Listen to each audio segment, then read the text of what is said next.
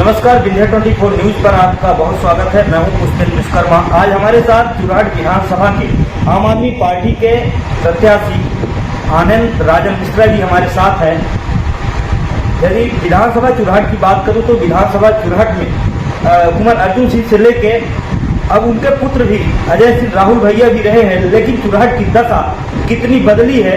वर्तमान में भाजपा के विधायक सत्येंदु तिवारी जी है, लेकिन चुरहट विधानसभा की यदि बात करें तो जस की तस स्थिति निर्मित है।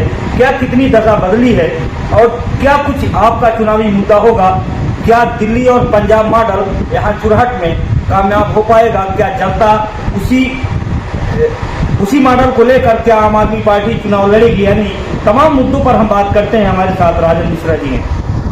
भैया, हमारे चैनल में आपका बहुत स्वागत है। बहुत बहुत धन्यवाद। जिस तरह से चुरहट विधानसभा में चुरहट की जनता ने चुरहट के नेताओं को क्या नहीं दिया, पूर्व मंत्री दिया, यहाँ पंचायत मंत्री भी कांग्रेस के हुआ करते थे, वर्तमान में भाजपा के विधायक भी हैं, लेकिन जनता की स्थिति ज्यों की त्यों है।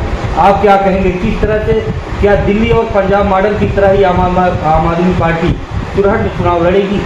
बिल्कुल, हमारी आम आदमी पार्टी जिस तरह से हमने दिल्ली में काम किया, जिस तरह से पंजाब में काम किया, उसी तरह से हम मध्य प्रदेश में भी काम करेंगे। और हम अगर जनता हमें मौका देती है तो हम चुरहट विधानसभा में भी इसी तरह का काम करेंगे। जहाँ तक आपने बोला कि पिछले 70 सालों में चुरहट जो का त्यों रह गया, उसका कारण ये था कि जनता के प्रति नेता की जो जिम्मेदारी होनी चाहिए वो इन्होंने नहीं निभाई। उनका सिर्फ उद्देश्य होता था यहाँ से जीत के चले जाएं और भोपाल में अपनी राजनीति जनता ने बहुत मौका दिया उन्हें। यहीं से वो मुख्यमंत्री बने, यहीं के बदौलत वो केंद्रीय मंत्री रहे, यहीं के बदौलत नेता प्रतिपक्ष रहे, मंत्री रहे। लेकिन जो चुरहट को मिलना चाहिए था, ना अच्छी सड़कें हैं, ना अच्छे स्कूल हैं, ना अच्छे अस्पताल हैं, ना किसी युवा को रोजगार का साधन है। किसी भी क्षेत्र में मैं जाता हूँ, मैं तो ये देखता हूँ कि स्वतंत्रता के बाद जिन लोगों ने अपने से मेहनत करके जो बना लिया वो है। सरकार की कोई ध्येय नहीं रहा, नेताओं का कोई ध्येय नहीं रहा कि हम इनको मूलभूत सुविधाएं कैसे दें। आप सोचिए, चुरहट विधानसभा एक मुख्यमंत्री का क्षेत्र था। यहाँ एक ऑपरेशन थिएटर नहीं है। कोई भी ऑपरेशन कराना हो, 2,70,000 वोटर हैं, 3.5 लाख की आबादी है, तो ऑपरेशन कराना, चाहे प्रेगनेंसी का ऑपरेशन हो। आज महिलाएं इतनी परेशान रहती हैं, उनका यूट्रस का ऑपरेशन होना होता है, कभी भोपाल जाते, कभी रीवा जाते, कभी सीधी जाते हैं। यहाँ हम नहीं दे पाए पिछले 70 सालों में कोई ऐसी व्यवस्था। शिक्षा के मसले में देखें तो कोई एक ऐसा स्कूल नहीं है जिसको हम कह सकें कि हमारा आदर्श स्कूल है, इसका रिजल्ट हमारा 70%, 80%, 90% आता है। तो युवाओं के लिए कोई रोजगार का ऐसा साधन नहीं है। इतने बड़े बड़े पद में रहने के बाद मैंने देखा है, अगर कोई मुख्यमंत्री रहता है, बड़े पद में रहता है, तो अपने क्षेत्र के लिए कुछ ऐसा करता है कि जिससे वहाँ के युवाओं को भटकना ना पड़े। आज यहाँ सूरत, मुंबई, पूना, यहाँ के बेचारे बेरोजगार युवक वहाँ जाके अपना काम करते हैं। तो अगर मुझे मौका मिलता है तो जैसा दिल्ली सरकार ने शिक्षा के ऊपर काम किया है, अच्छे स्कूल बनवाए, अच्छे मास्टरों की ट्रेनिंग करवाई, और आज वहाँ का रिजल्ट 90% आ रहा है। अभी 3 दिन पहले एक नया अरविंद केजरीवाल जी ने सैनिक स्कूल खोला था, उससे 32 कैंडिडेट एनडीए के लिए चयनित हुए।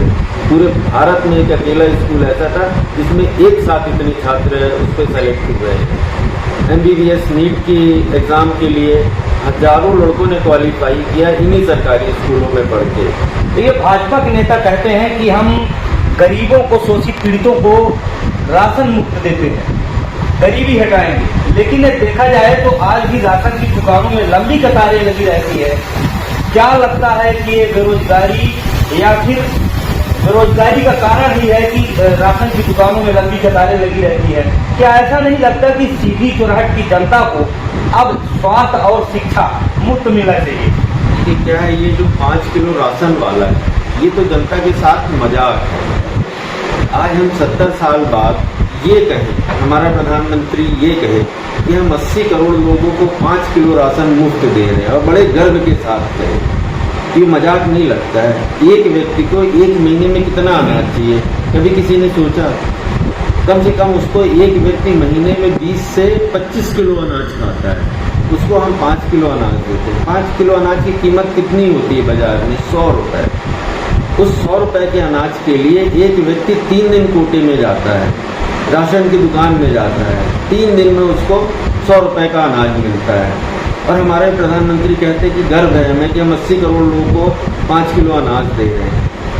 अरे जो उनकी मूलभूत सुविधा है, आज भी 70 साल पहले भी मध्य प्रदेश के और भारत के स्कूल जैसे थे, 2 कमरों का स्कूल और एक मास्टर, वही 70 साल बाद भी चला आ रहा है। हम अस्पताल की बिल्डिंग को बनवा देते। चुराहट विधानसभा में हर चौथे गांव में आप देखेंगे कि आरोग्य केंद्र खोला हुआ है, उससे ताले नहीं खुले आज तक। तो जो बेसिक चीज़ है, जो आदमी अपने से नहीं कर सकता, शिक्षा अपने से व्यवस्था कोई व्यक्ति नहीं कर सकता, स्वास्थ्य के लिए वो अस्पताल नहीं बनवा सकता, लेकिन 5 किलो गेहूँ वो खरीद सकता है अपनी मेहनत से। तो जनता का ध्यान भटकाने के लिए आज के ये नेता सिर्फ बात करेंगे ऐसी कि हम मुफ्त में दे रहे हैं, मुफ्त में उनको वो चीज़ दीजिए ना जो वो नहीं खरीद सकते। भैया, आप चुराहट विधानसभा से प्रत्याशी हैं। यदि चुराहट की जनता राज तिलक सिंहासनात को विजय श्री हासिल कराती है, आपका क्या कुछ मैनिफेस्टो है जनता के लिए? जीतने के बाद हम चुराहट क्षेत्र में ये प्रमुख जनता की जरूरत की चीज़ है, ये प्रमुख विकास हम करेंगे जीतने के बाद। देखिए, हमारे क्षेत्र की जो सबसे बड़ी समस्या है आज की तारीख में, मैं मानता हूँ शिक्षा। शिक्षा पे किसी का ध्यान नहीं, सिर्फ औपचारिकताएं पूरी हो गई हैं कि एक स्कूल खोल दो, उसमें मास्टर रख दो, लड़के आए दोपहर में खिचड़ी खाएं पानी वाली और शाम को घर चले जाए। हमें रिजल्ट ओरिएंटेड काम करना है कि ये बच्चे पढ़ भी रहे हैं कि नहीं पढ़ रहे हैं, हमें देखना पड़ेगा। विधायक क्यों बनता है? भोपाल में बैठने के लिए नहीं बैठता है, बनता है, उसको अपने क्षेत्र में जाना चाहिए, उसको देखना चाहिए। उसमें मास्टर रख दो, लड़के आए दोपहर में खिचड़ी खाएं पानी वाली और शाम को घर चले जाए। हमें रिजल्ट ओरिएंटेड काम करना है कि ये बच्चे पढ़ भी रहे हैं कि नहीं पढ़ रहे हैं, हमें देखना पड़ेगा। विधायक क्यों बनता है? भोपाल में बैठने के लिए नहीं बैठता है, बनता है, उसको अपने क्षेत्र में जाना चाहिए, उसको देखना चाहिए उसके विधानसभा में कितने स्कूल है, कितने प्राथमिक स्कूल, कितने मिडिल स्कूल है, कितने हाई स्कूल है, कितनी हायर सेकेंडरी है, उनका शिक्षा का क्या स्तर है। भाई हम प्रयास तो कर सकते हैं, कुछ तो सुधार ला सकते हैं। आज विधायक जाते नहीं, हमारे यहाँ लोकली मास्टर हैं, वो पढ़ाई कराते नहीं है, तो जब विधायक जाएगा तो एक डर बनेगा। तो शिक्षा व्यवस्था करना, इसी तरह स्वास्थ्य में अस्पताल तो खुले हुए हैं, डॉक्टरों का व्यवहार जानवरों जैसा है। कोई भी मरीज अस्पताल पहुंचता, उसको सही सलाह की जरूरत होती है। इलाज से पहले उसको सही सलाह की जरूरत है कि तुम बीमार हो, तुम्हारा इलाज यहाँ पर है। उसको ये नहीं बताया जाता कि तुमको क्या बीमारी, तुम्हारा क्या इलाज, एक पर्चे में लिख दिया, भगा दिया। अब वो उसको समझ ही नहीं आ रहा कि मैं करूँ क्या। जब वो और बीमार हो जाएगा तो फिर रीवा भागेगा, नागपुर भागेगा, पैसे खर्चे होंगे उसको। तो स्वास्थ्य की व्यवस्था ढंग की हो जाए हमारी। बिजली में हमारे पास डाटा नहीं है कि हमारे कितने गांवों में कितने ट्रांसफार्मर की जरूरत है, कितने ट्रांसफार्मर पुराने हो चुके हैं, उनको कब बदलना चाहिए, उनकी भी एक लाइफ होती है। पानी में हैंडपंप 35-35 साल के लगे हैं, वो चल रहे हैं, उनकी सफाई होनी चाहिए, उनकी पाइपलाइन चेंज होनी चाहिए। बेरोजगारों को रोजगार के लिए हम कुछ नहीं कर पा रहे, कुछ तो ऐसा कर सकते हैं। किसान बेचारे आज परेशान है, खेती लगा देते, रात भर जागते हैं कि कहीं कोई जानवर ना खा जाए। अगर एक दिन चूक गए तो उनकी पूरी फसल, पूरी उनकी मेहनत बर्बाद। ये 4-5 चीज़ें हमारे चुराहट के लिए बहुत आवश्यक है कि हम उस पर विधायक 1.5 लाख तनख्वाह पाता है। किस चीज़ के लिए तनख्वाह लेता है विधायक? भाई वो इन सारी चीज़ों को देखे, इसी के लिए तो विधायक बनता है। तो अगर जनता ने मुझे मौका दिया तो मैं इन 5 चीज़ों पर बिल्कुल गहराई से काम करूँगा। और नेता को करना चाहिए, क्यों नहीं करते, क्यों नहीं किया, ये मुझे आज तक समझ नहीं आया। भैया, आपने अभी एक बात, बहुत प्रमुख बातें कही कि डॉक्टर पर्चे में लिख देते हैं लेकिन मरीज उसको पढ़ नहीं पाता कि वाकई में इसमें क्या लिखा है। प्रधानमंत्री मोदी ने भी इस तरफ एक योजना चलाई कि डॉक्टर हो चाहे MBBS का कोर्स हो, हिंदी में होगा, डॉक्टर भी हिंदी में दवा लिखेंगे, लेकिन वो चीज़ जमीनी स्तर पर नहीं देखी जा रही। आज भी चाहे हम जिला अस्पताल की बात करें या फिर स्वास्थ्य केंद्रों की बात करें, चुराहट हो, रामपुर हो, डॉक्टर उसी भाषा में आज भी दवा लिखते हैं और पेशेंट उस चीज़ को नहीं समझ पाता है। तो क्या लगता है कि जुमला है या फिर हकीकत है? देखिए, इस सरकार में, मध्य प्रदेश सरकार और मोदी जी की सरकार सिर्फ नौटंकी और दिखावे की सरकार है। उनको ये मतलब नहीं कि हमारी इस योजना से जनता को क्या फायदा हो रहा है, उनको सिर्फ ये है कि हमारे इस नौटंकी करने से जनता क्या देख रही है। हमें नहीं जरूरत है इंग्लिश में ही लिखे डॉक्टर, हिंदी में नहीं संभव है लिखना उनको। हम चाहते कि हर अस्पताल में एक सलाहकार डॉक्टर बैठे जो जिसके सिर्फ इतना काम हो, कोई मरीज है उसको आप प्राइवेट अस्पताल में देखते हैं, एक मैनेजर बिठाया जाता है जो उनको पूरा ब्रीफ करता है कि भाई आप आए हो, आपको ये बीमारी है, आपका इतना पैसा लगेगा, इतने दिन में इलाज होगा। हम सरकारी अस्पतालों में क्यों नहीं कर सकते? तो हमारा सिर्फ ये कि एक सलाहकार, चाहे सरकार नियुक्त करे, चाहे मुझे अपनी तरफ से नियुक्त करना पड़े, मैं उसको करूँगा कि हर अस्पताल में कोई भी मरीज आए, कोई भी बीमार व्यक्ति आए। बीमार व्यक्ति तो बीमार होकर लेट जाता है, उसको कुछ, लेकिन जो साथ में जाते हैं उनके जीवन की दुर्दशा हो जाती है। उनको ये कि कहाँ ले जाऊँ, फिर फंड की भी व्यवस्था करना, सब कुछ।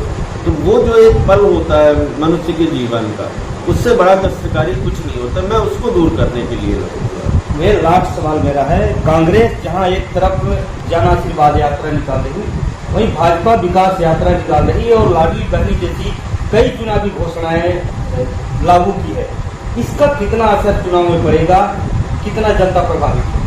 देखिए, जनता पिछले 4.5 साल में मध्य प्रदेश की जनता बिल्कुल तबाह हो चुकी है। महंगाई से, भ्रष्टाचार से कोई अधिकारी, कोई नेता सुनने वाला नहीं था। जब चुनाव के 6 महीने पहले, 6 महीना बचा, तो शिवराज सिंह अपनी लाडली बहन योजना लेके आते हैं। मतलब 4.5 साल जनता को महंगाई में अच्छी तरह से लूटा, इसी सरकार ने लूटा। 60 रुपए का डीजल, पेट्रोल 70 रुपए का पेट्रोल 110 रुपए में बेचा, 60 रुपए का डीजल 95 रुपए में बेचा।